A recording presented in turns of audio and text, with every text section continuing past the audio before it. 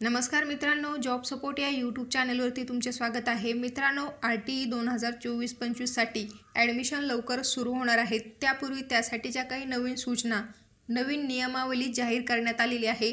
या नवीन नियमावलीनुसार ॲडमिशनसाठी कोणती कागदपत्रे लागणार आहेत, तसेच वयाची अट किती ठेवण्यात आलेली आहे, याविषयी संपूर्ण माहिती आपण आज या व्हिडिओद्वारे जाणून घेणार आहोत।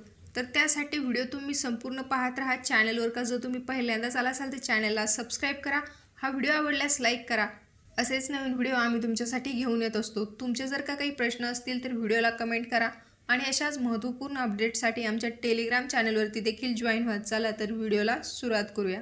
तर बघा मित्रांनो, या ठिकाणी प्राथमिक शिक्षण संचालनालयामार्फत 3/4/2024 रोजीचे हे परिपत्रक प्रसिद्ध करण्यात आलेले आहे। सन 2024-25 या शैक्षणिक वर्षासाठी RTE 25% ऑनलाईन प्रवेश प्रक्रियेबाबत सूचना या परिपत्रकामध्ये देण्यात आलेल्या आहेत। पाहू शकता, या ठिकाणी तुम्ही दरवर्षीप्रमाणे शैक्षणिक वर्ष सन 2024-25 करिता RTE 25% प्रवेश प्रक्रिया ऑनलाईन पद्धतीने राबवण्यात येत असून शालेय शिक्षण विभागाकडून अधिसूचना दिनांक 9/2/2024 मधील सुधारित निकष नमूद केले आहेत। त्यानुसार सन 2024-25 या शैक्षणिक वर्षाकरिता वंचित, दुर्बल व सामाजिक व शैक्षणिकदृष्ट्या मागास वर्ग घटकातील मुलांना RTE अंतर्गत 25% राखीव जागांवरील प्रवेश प्रक्रियेबाबत पुढील प्रमाणे सूचना देण्यात येत आहेत। काय सूचना देण्यात आलेल्या आहेत ते या ठिकाणी पाहूयात।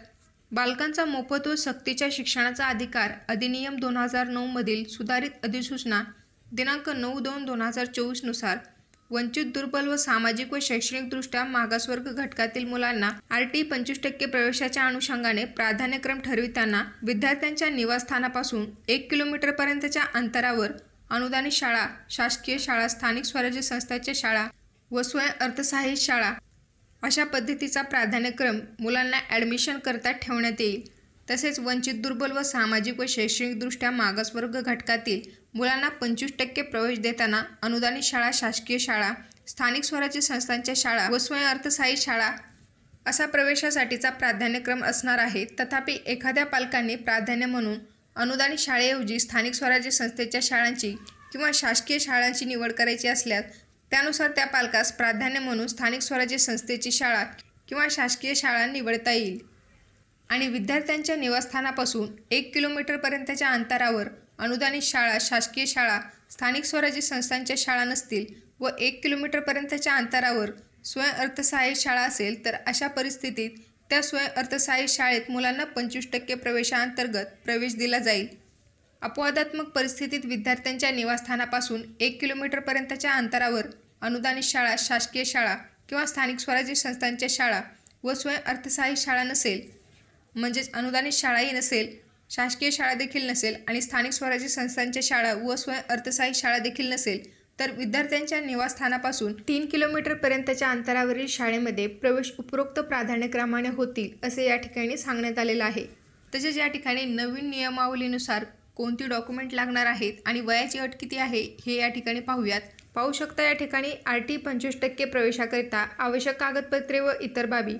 सन 2023-24 या शैक्षणिक वर्षापासून RTE 25% प्रवेशाकरिता निवासी पुराव्याकरिता रेशनिंग कार्ड, ड्रायव्हिंग लायसन्स, वीज टेलिफोन बिल, प्रॉपर्टी टॅक्स, घरपट्टी, आधार कार्ड, मतदान कार्ड, पासपोर्ट, राष्ट्रीयकृत बँकेचे पासबुक यापैकी कोणताही एक निवासी पुरावा म्हणून तुम्हाला द्यायचा आहे। यानंतर जर का तुम्ही भाडेतत्त्वावर राहत असाल तर भाडेतत्त्वावर राहणाऱ्या पालकांना भाडे करार द्यावा लागेल।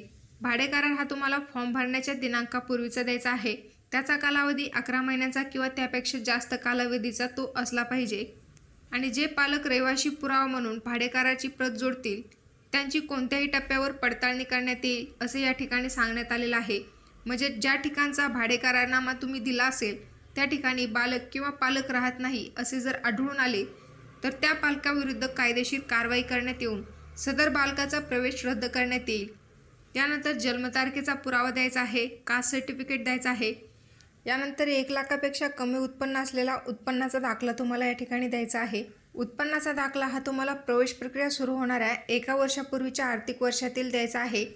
उदाहरणार्थ सन 2024-25 या वर्षामध्ये जर तुम्ही तुमच्या बालकाचा प्रवेश घेत असाल तर पालकाचे सन 2022 ते 23 किंवा सन 2023 ते 24 या वर्षातील उत्पन्नाचे प्रमाणपत्र या ठिकाणी तुम्हाला द्यायचं आहे। तसेच दिव्यांग मुलांसाठी वैद्यकीय प्रमाणपत्राचा पुरावा 40% पेक्षा जास्त दिव्यांग असल्याचे प्रमाणपत्र या ठिकाणी द्यायचं आहे। यानंतर प्रवेश घेण्यासाठी तुमच्या बालकाचे वय किती असले पाहिजे या संदर्भात देखील या ठिकाणी माहिती देण्यात आलेली आहे।